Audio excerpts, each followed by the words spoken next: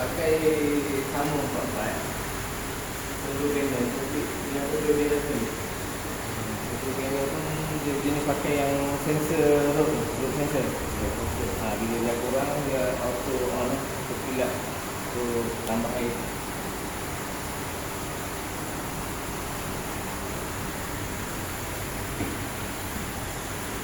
Dia sama je, dia pulang. Pulang tu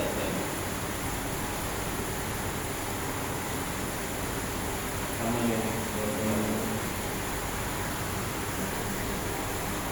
Ni ada punya panel.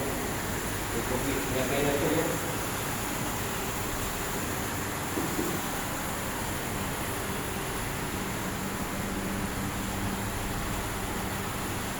Orang yang sekarang ni dia pakai root sensor lagi macam mana?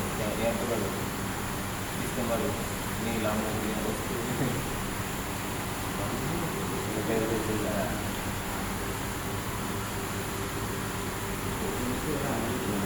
Lama sikit dah faham. Kalau pakai root sensor pun cepat. Dia semua kamera itu tak betul.